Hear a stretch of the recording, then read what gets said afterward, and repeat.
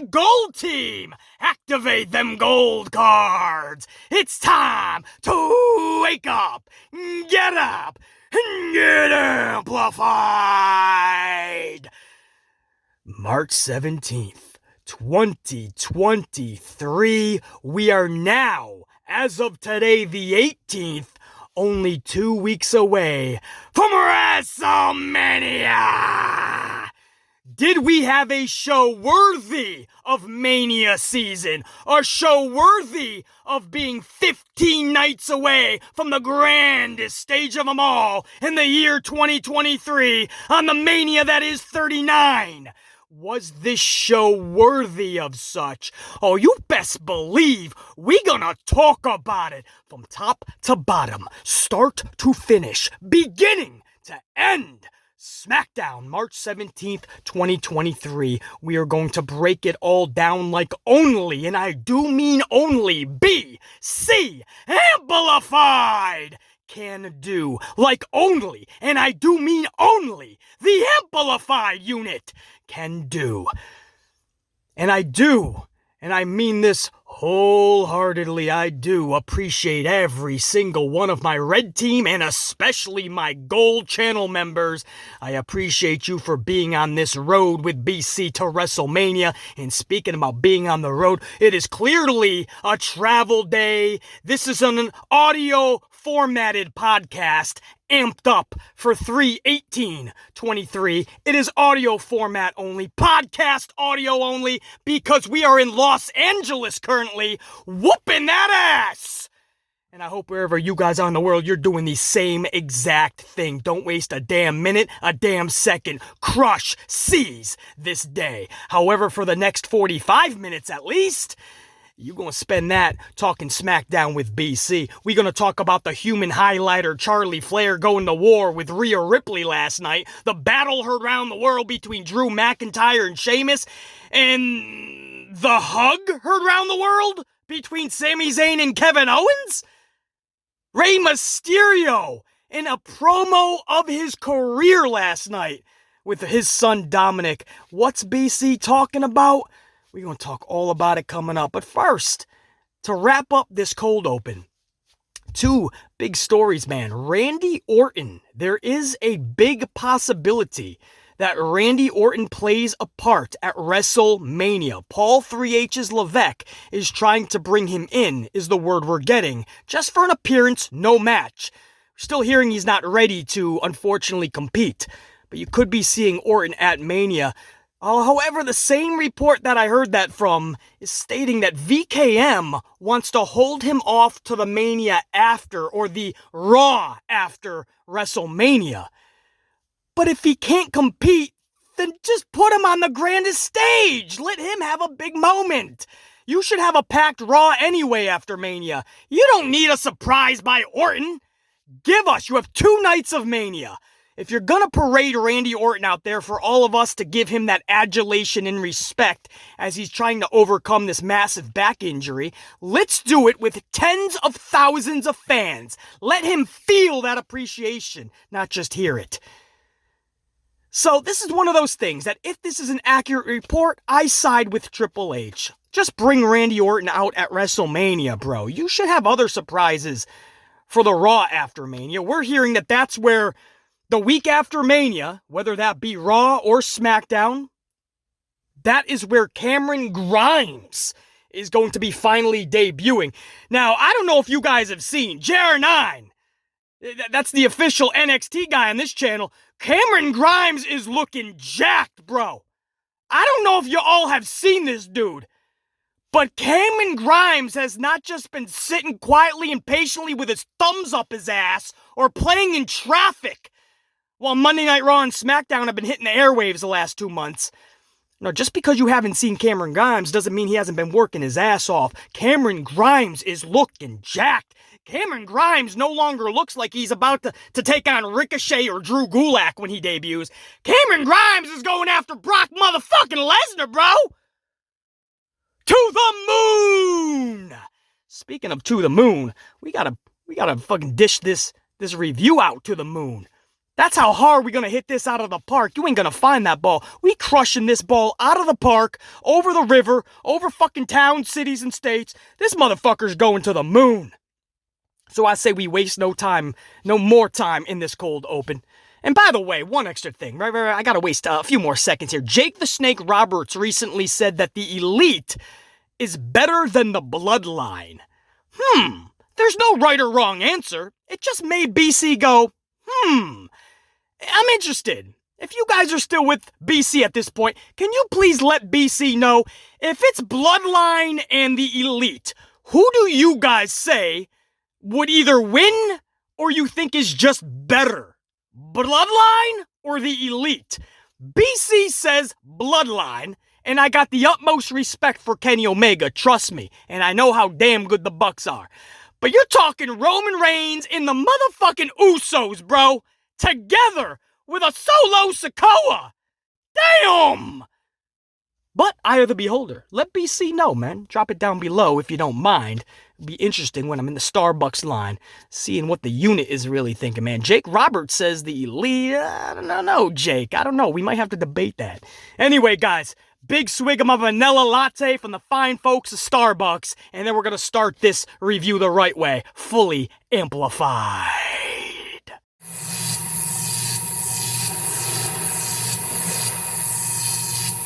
Cody Rhodes on the blue brand, kicking this show off. Cody calls both Kevin Owens and Sami Zayn to the ring. He summoned Owens and Zayn to the ring, man. Cody is not playing around anymore. He's like the father about to fucking scorn his kids. The fighting will stop now, you two. So indeed, Owens and Zayn oblige, right? Cody tries passionately and relentlessly to repair the relationship between Sami and Kevin, basically playing the role of Dr. Phil and trying to find out what is actually bothering Kevin Owens so much, so vividly.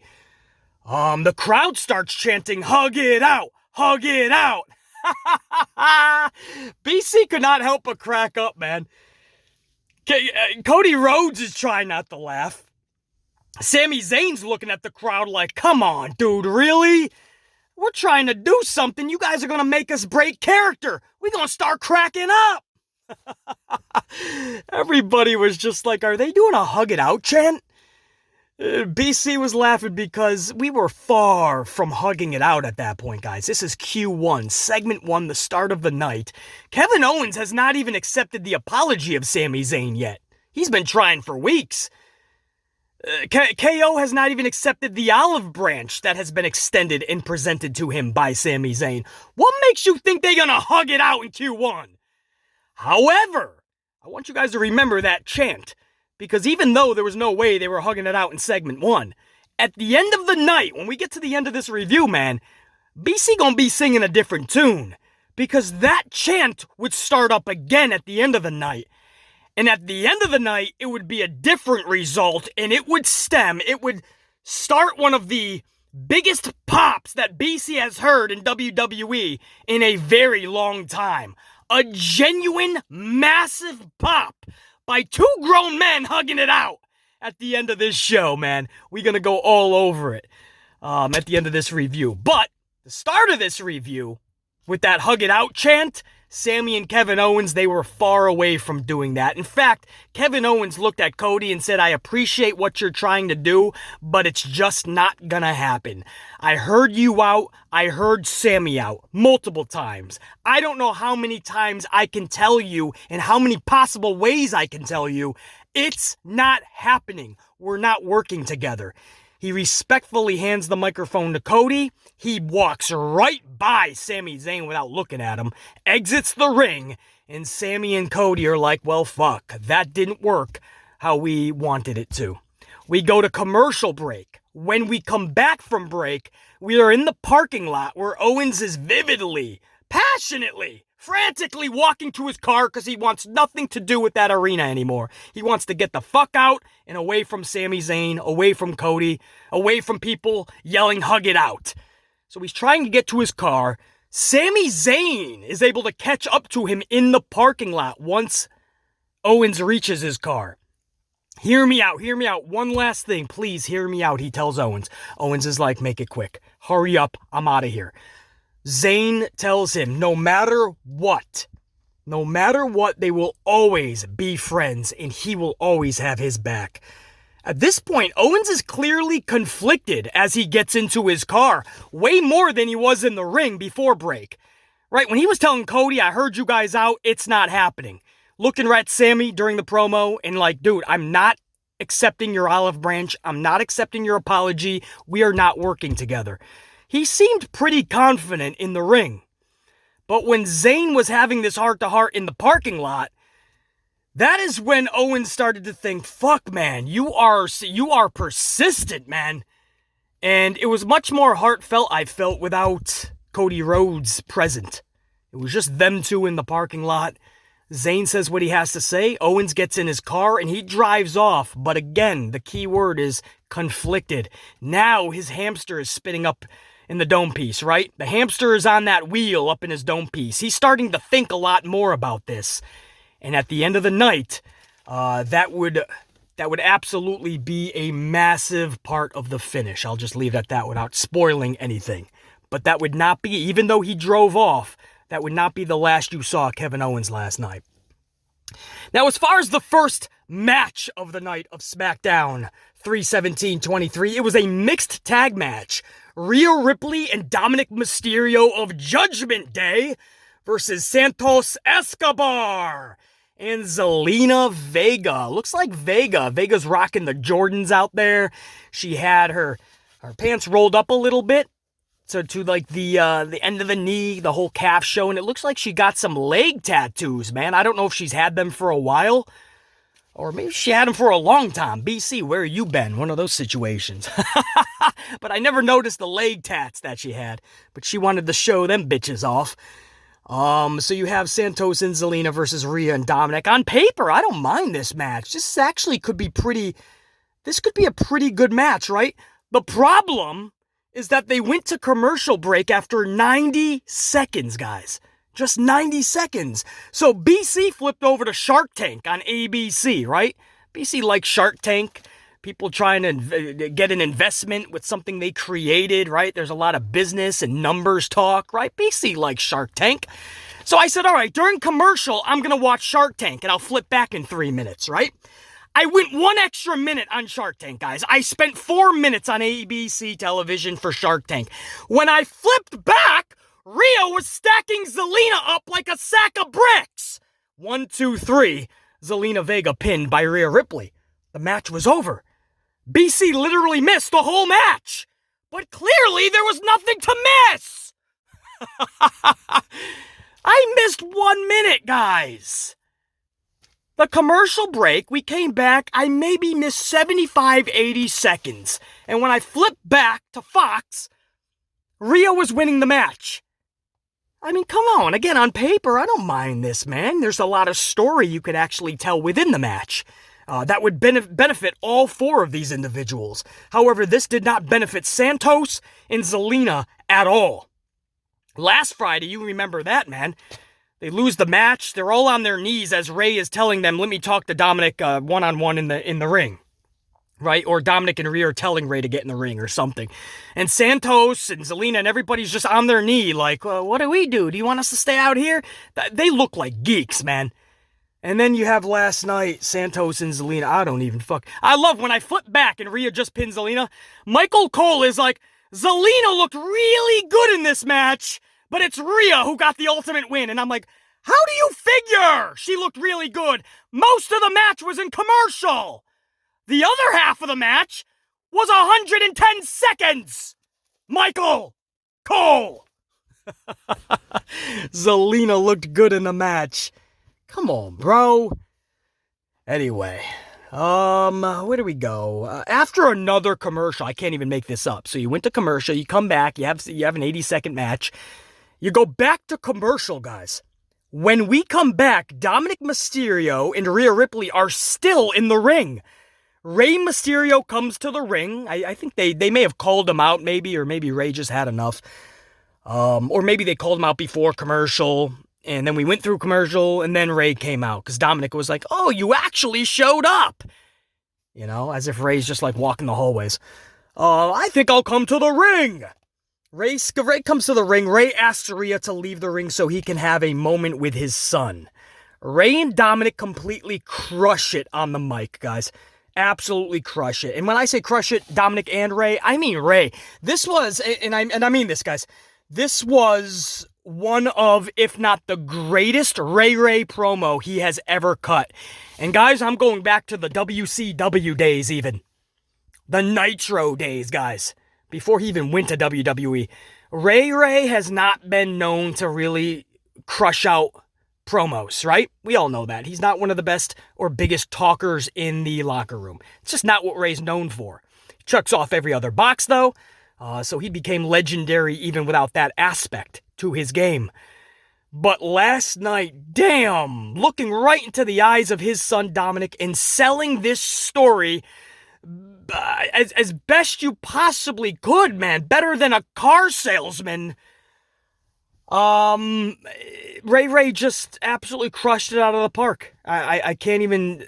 If he was a car salesman yesterday, because maybe he was just feeling it from the time he got up on the right side of the bed, and he was just fucking shitting rainbows the whole day. Maybe he was just having a really good day.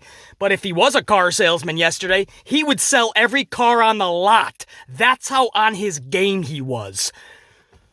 Rey Mysterio just talking about how he worked his ass off his whole life. You say I was never there for you, but I am the reason that you have everything that you, your sister, your mother have. It's because I worked so damn hard. I had to miss the birthdays and the Christmases, the baseball games, the football games. It's so you could have the Gucci's and the BMWs, all the designer shoes.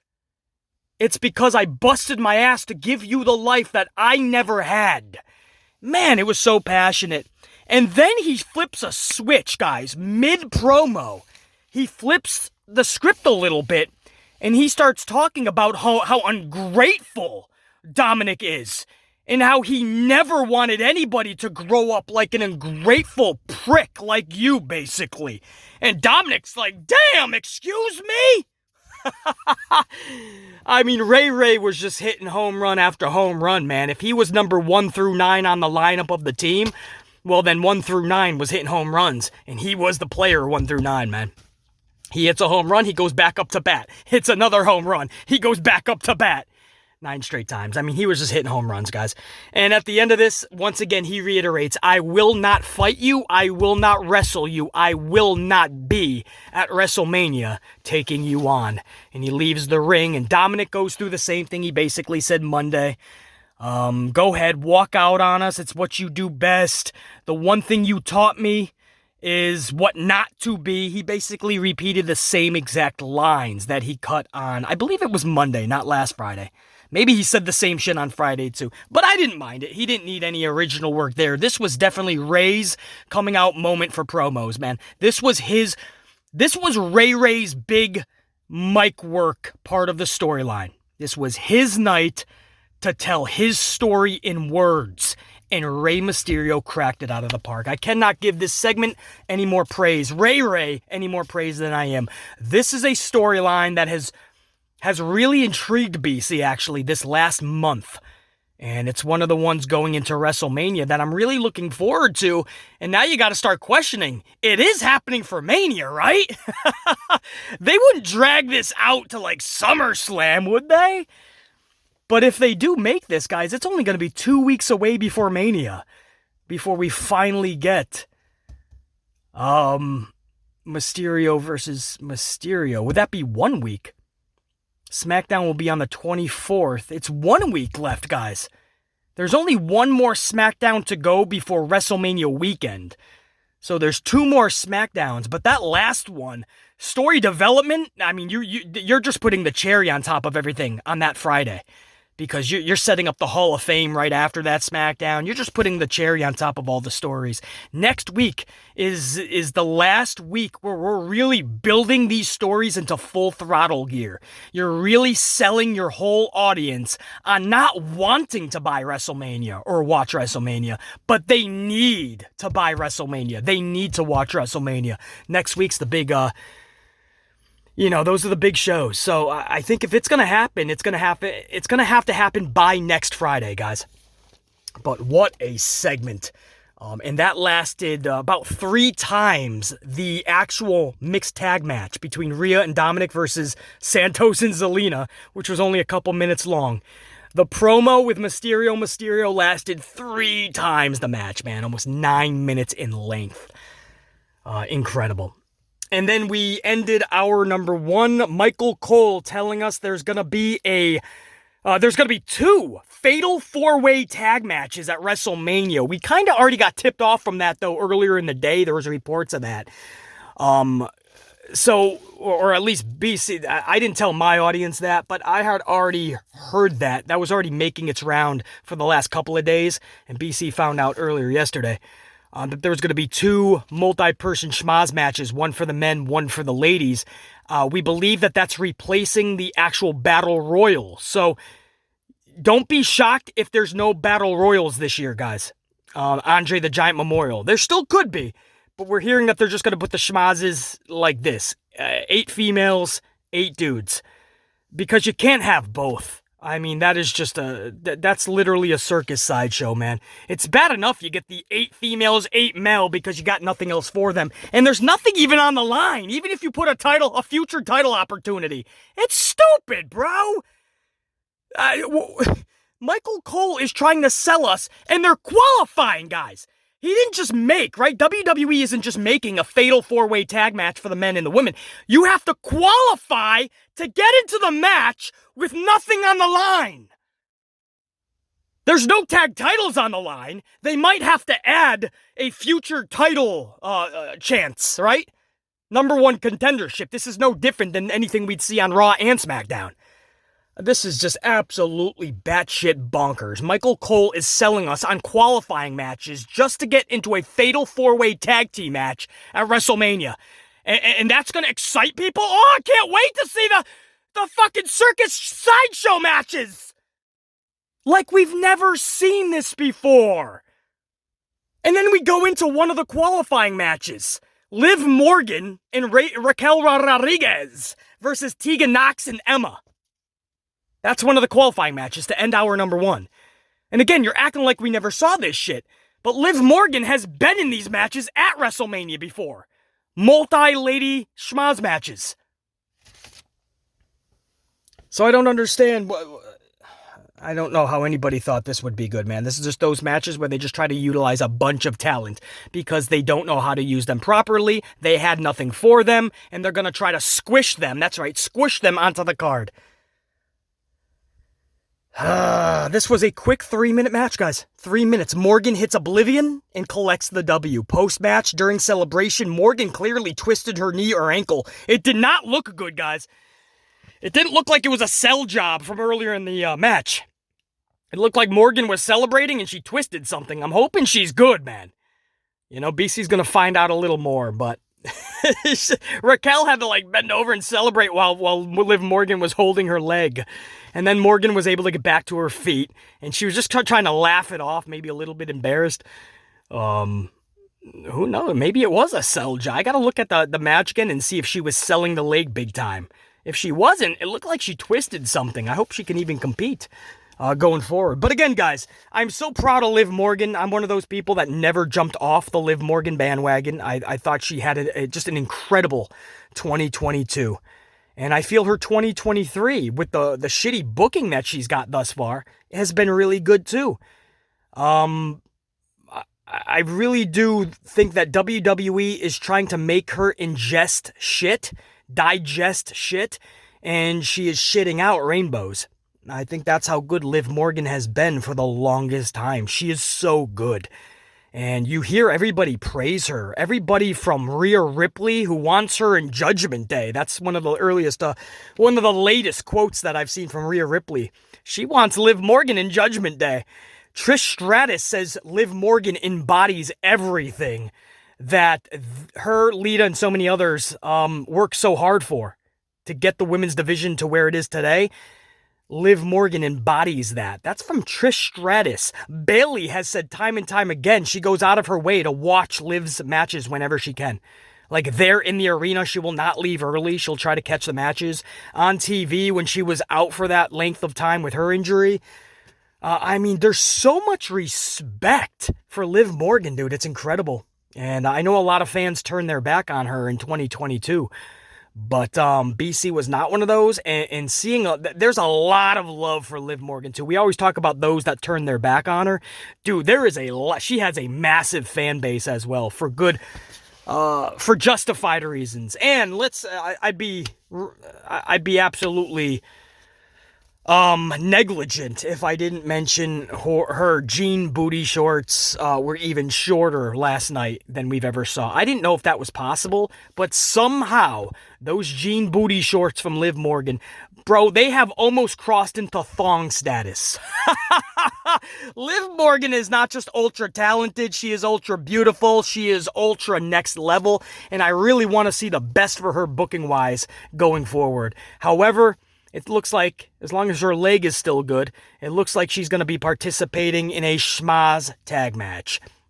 And again, this is not the first time that we've seen Morgan in this type of booking for WrestleMania. We've seen this several times. In fact, check it out for yourself. Hopefully I can put this in post-edit, but if you look at Morgan's WrestleMania appearances, I believe she's had 6, or this is going to be 6, and she's either been in Battle Royals or multi-man tag matches. I think there was only 1 out of the 6 where she maybe faced Natalya. I'll try to put up a graph in post-edit. If I forget or I'm not able to, all apologies. But if you look at Liv Morgan, in the 6 years she's been in the company with WrestleMania appearances, in the Natty match, I don't even think was on the card. That might have been like a kickoff show. So she's never really had a big moment, man. It's like Asuka, right? Asuka's never won at WrestleMania. Sasha's never had the big victorious moment, Sasha Banks, at WrestleMania. And you can add Liv Morgan into that. It's kind of shitty, man. So BC was just thinking about that. It's like, okay, everyone's excited Liv's going to be at Mania. We shouldn't be. Of course she should be at Mania. She's one of the most exceptional talents they have. I wish she was in a better spot. Beggars can't be choosers, BC. I understand. She still deserves, and I hate that word in pro wrestling, but she has earned, how's that? She has earned better than an 8-woman tag match. Come on, man. And at the last second, it's either going to be booted to the pre-show, or Paul 3H's Levesque is going to say, oops, we're short on time. Your 9-minute match has just went down to 4. Best of luck. Crush it. Sincerely, 3H's. Bullshit. Sincerely, it's Doofus' son-in-law. Sorry, I don't know why. I just went into Vince on that one, man. Let me get a swig of my Starbucks vanilla latte, and we'll go to hour number 2, started off by Charlie Flair. And this is actually funny for a big reason. BC will tell you why. Let me get a big swig of vanilla latte from the fine folks at Starbucks.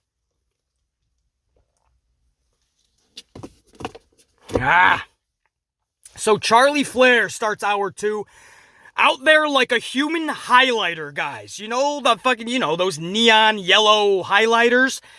BC uses them for his notes. When I put pen to paper, I use a highlighter for all the headlines. And I am telling you, man, I'm looking at my highlighter last night. And I'm looking on the TV screen of Charlie Flair and what she is wearing.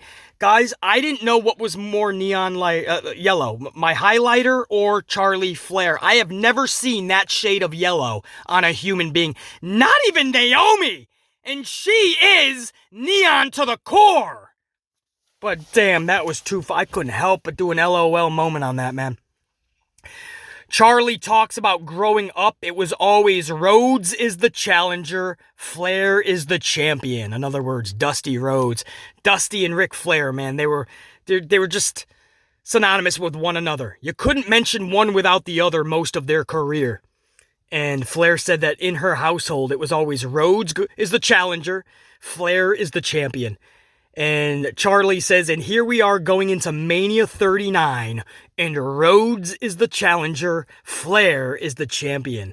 It's basically her way to say, wow, have we come full circle. That was kind of cool to hear, to be honest. Of course, she's planting the seeds for what we're hearing, right? They are supposedly main eventing night one, guys. Rhea Ripley and Charlotte Flair. And this is no disrespect to them. This is no shade to them. Charlotte Flair, Charlotte, and Rhea should not be main eventing night one of WrestleMania, guys. Because the bigger story that you have been telling for months and months is the Usos of the Bloodline and Sami Zayn and Kevin Owens, especially by the end of the night. You guys will know what I'm talking about because the story takes another emotional twist. The tag titles should be main eventing, and you would. If those tag titles main event WrestleMania, you have just made titles that have been irrelevant for years, you have just stamped them back on the map. So not only is that in the main event because of the storyline and the participants, but you also put the titles, those tag titles that desperately need to be looked at with prestige and respect. You instantly do that by putting that match in the main event. And how long have the Usos been champions, guys? A long-ass time. They are currently record holders. That is a massive moment when they drop those titles. Just like Roman when he drops it a night later to Cody. This is massive, man. There's no way that you have Charlotte Flair and Rhea Ripley main event over this monumental tag match that has one of the biggest stories we've seen in years in pro wrestling, decades. So I am adamantly against this match being the main event. And I don't know if it's been officially declared as the main event, but that's what we were hearing all yesterday, man, from reputable sources. BC's even hearing that from people within those walls, so there's still time to change it, I guess. But that's what we're hearing, and she is planting those seeds, Charlotte Flair, just in that promo alone. It's just not the right call, guys. It's not shade. I'm not bringing anyone down. I hope they crush it at WrestleMania. It's not the match that I wanted or was looking forward to, but it's the match we're getting, and I hope it entertains. I hope both come out looking better than they went looking in, but it should not be in the main event. Rhea Ripley and Dominik come to the ring. They cut off Charlotte Flair. Rhea cuts a promo in Charlie's face and then catapults her face with her fist. So after saying all these words to Charlotte, and I love one line, man. Rhea Ripley was like, "When I look at your face, Charlotte, I see that you're not scared at all of me or our match. You have no fear whatsoever when you look at me, and that pisses me off," Rhea Ripley says. I thought that was great. And at the end of the promo, Rhea just fucking punches Charlotte right in the face. In fact, Dominik got in front of them first, like a little distraction. So Charlotte is looking at Dominik like he's a fly, you know, like it's a fly that's roaming around Charlotte's head, and she's just about to flick this fly across the room. But as her attention is on Dominik, man, Rhea Ripley just fucking catapults her fist right into Charlie's face, man. Charlie drops right on her ass. Her highlighter ass. And then Charlie takes her shoes off, which, growing up in the projects, BC knows what that means. I knew what that meant. The brawl is about to be brawling, bro. It is on. Once the lady takes the shoes off, right, if you're a dude, just take 10 steps back. Cha-cha, y'all. Take 10 steps back because the ladies are about to go to war. There's nothing you can do at that point. Guys, I am telling you, there's nothing you're going to say. Take 10 steps back. If the shoes are off, it's done. The earrings, that's different, right? When they start taking the earrings off, they're still in the mode where you can literally wrap your arms around their waist and pull them back, right? And then they just gonna start swatting their arms. My dudes, you know what you're talking about, man. If you grew up doing the thing, you know what I'm talking about. When the earrings come off, you still have moments to drag the lady back a little bit. Relax, calm down. RELAX. But when the shoes come off, take 10 steps, but because one of those shoes is going upside your dome piece, if you don't back the fuck off, and the other one is being chucked right at the lady she's going at. Anyway, we have a little fun with it, but no, I'm being serious. Like, when I saw behind Rhea, Charlie take the shoes off, I was like, there's no way this is just going to end in a breakup. Charlie is coming for that ass now. And that's basically, man, did they do it? The brawl was on. They went into the crowd a little bit, man. Charlie put a boot literally kicked a security guard. I use that in quotes because it was obviously a indie wrestler as a plant, not a real security guard. But Charlie put her bare foot right into the mouth of this dude, kicked his dome piece off almost. They were brawling. Charlie is selling nothing that Rhea was dishing, by the way. This is what Charlie does. She just wants to be on offense. It's so irritating, man. Rhea is a beast. You're the champ. You're the face, supposedly. Just sell a little bit for her. Rhea is giving her everything, and Charlie is just like, the fuck off me. You think Charlie Flair is the beast China or something. Ah, man, I just wish she sold a little bit more, man. Would have made the brawl a little bit more realistic. But it was still pretty badass, I do have to admit. This was much better than 2 weeks ago when Rhea just comes out, looks at Charlotte, doesn't say a word, and walks away. And that was the segment, man. A big brawl with Rhea Ripley and a human highlighter. I don't know. Are you guys any more interested in this match for Mania? Do you care a little bit more?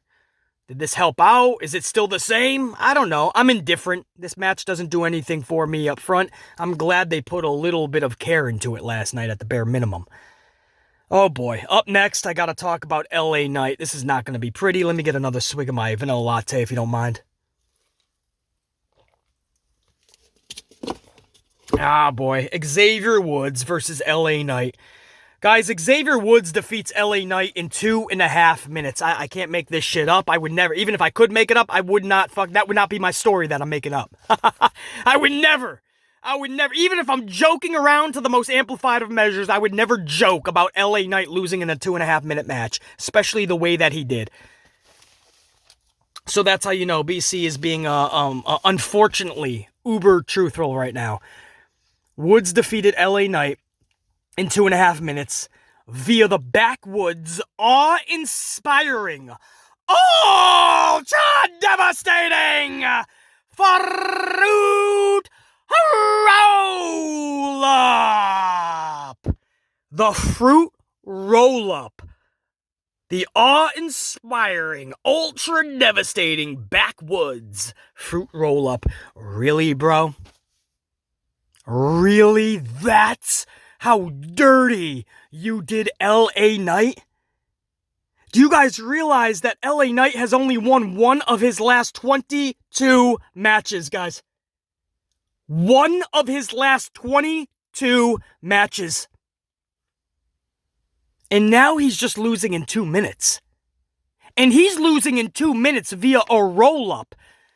Monday, he was at least having a 9-10 minute match with Cody Rhodes. I mean, he's still lost, but at least it's a match. And how do you follow that up? How do you pay him some respect for doing the job to Cody, which he should have done? I get it. I probably wouldn't have had the match because neither one of them can be losing right now. But they made the match.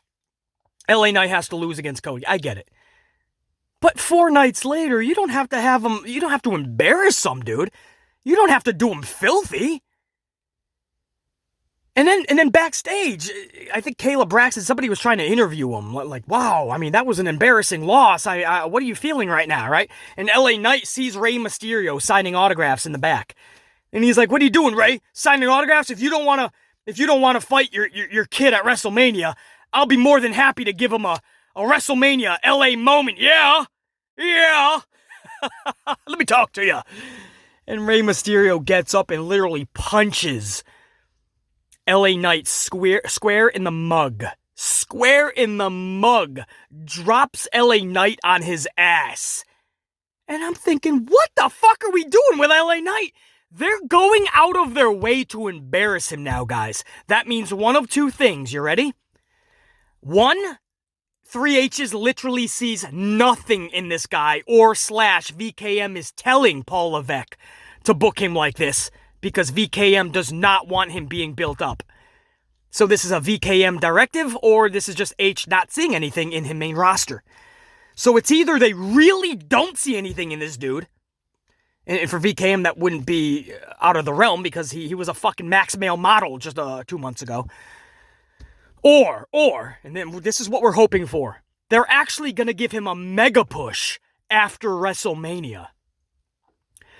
Or they're just having him have this, like, downfall, And then he's going to go to Mania, try to have an LA moment, call somebody out, and like Stone Cold Steve Austin comes to the ring, stunners him, has a beer bash at the expense of LA Knight. And I guess 3H's and Vince McMahon think that that's going to be a big moment for LA Knight, even though it's going to make him look like a schmuck. I think they pulled the same thing with Kevin Owens a couple years ago. Remember Owens was like calling out somebody, maybe it was Austin, and he was really on a downward trajectory up till that point. And WrestleMania was the culmination of his rock bottom. And then afterwards, he started to get some more limelight, some wins. That's what we're hoping, right? This downward trajectory is just to lead to a one last ass whooping, maybe by a Stone Cold at WrestleMania.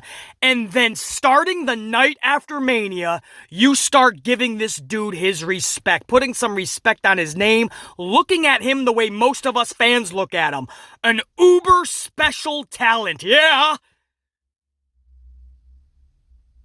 That's what we're hoping for, man. I hope this is just literally not them just shitting on him and doing him so filthy just because they really put him on the back burner. They don't have anything. I hope it's because they have a little bit of a plan. Okay, you're going to be the joke at WrestleMania, and then starting after Mania, you're going to be a main player on this roster. I hope that's what we're leading to, guys. So I'm not going to completely flip the fuck yet until after Mania. If after Mania we keep getting this booking for LA Knight, hell hath no fury. You're going to get BC 5.0. Because this is unacceptable, bro. And even if you want this guy on a downward trajectory, 2.5 minutes via fruit roll-up to fucking Xavier Woods? I can't fathom it, man. Main event, Drew McIntyre versus Sheamus. Swig of coffee, hold on. Drew McIntyre and Sheamus, the winner, goes on to take on Gunther at WrestleMania for the Intercontinental Championship. In fact, Gunther and Imperium were ringside to catch this match up close. Wade Barrett was funny. He tried to ask him a couple questions, and Gunther was like, "Why do you ask such stupid questions? You waste my time with your stupid questions." Wade Barrett's like, "Sorry, man." Anyway. By the way, since when did they snazzy up Imperium's theme music? Does anybody know? Has this happened for a while and I'm just now noticing? I used to love Imperium's music, man. It fit them. It was a slow build. It was monumentally epic. There was prestige when they came out with the theme. Now they snazzied it up like they're about to walk into a rave. About to fucking go into a nightclub. Gunther walks into a nightclub. Where's the ladies? I come for the ladies. Let me talk to you, yeah. Anyway, I can't remember them snazzying up the music, but I heard their new addition last night, man, and I am not for it. Absolute physical beatdown from both the dudes, man. Drew and Sheamus just went out there with one purpose, one goal in mind, one goal and purpose at hand. Beat the shit out of one another. And that's what unfolded, man. The finish saw a depleted Sheamus and an exhausted McIntyre hit a bro kick and a Claymore at the same freaking time. And they nailed it beautifully, man. The bro kick and the Claymore simultaneously connected. So both dudes were down and out. The ref was counting them both out at 10.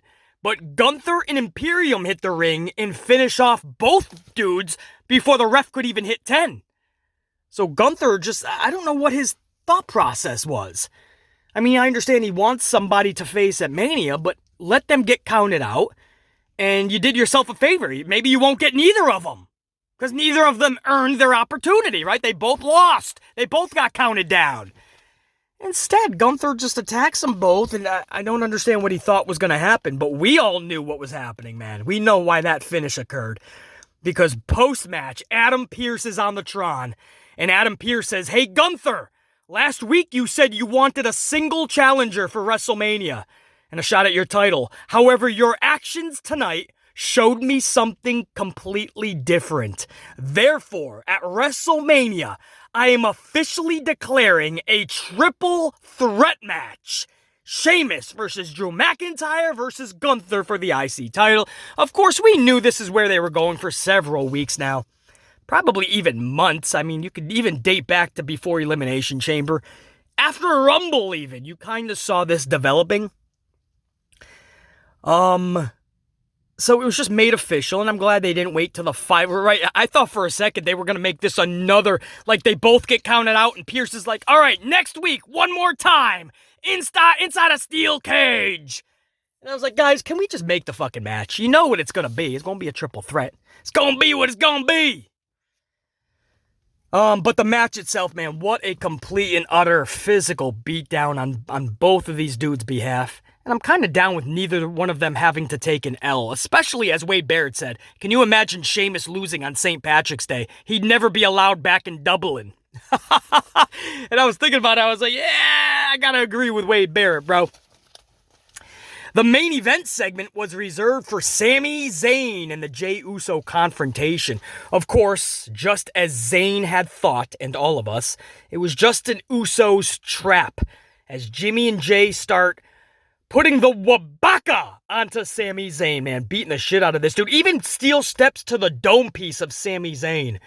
And this thing hit him flash, man, right in the forehead. This dude, he got rocked so hard, he landed somehow back in the ring. So they're setting up for a bigger beatdown. I think they even tried to put the steel steps into the ring to put more of a beating on the Sami. But Kevin Owens' music hits. Usos stare down the entranceway, waiting the arrival of Owens, but KO shows up from behind, from the crowd. An ass-whooping that included a stunner and a pop-up powerbomb takes out the Usos. Owens is staring at Zayn. Zayn staring at Owens. The crowd for the second time in the night. Just like beginning of the night, but we knew they weren't going to get it to hug it out then. At the end of the night, second time in the night, the crowd starts heavily chanting, "Hug it out! Hug it out!" Owens walks right up to Sami Zayn, grabs him, pulls him into his chest, and Sami and Kevin Owens hug it out. They actually oblige. They actually listen to the crowd. They hug it out to a massive, and BC means massive, pop. One of the biggest pops BC has heard on WWE television in a very long time, guys. The crowd is chanting it. You kind of see that Owens is like accepting his apology a little bit, even more than he was in past several weeks.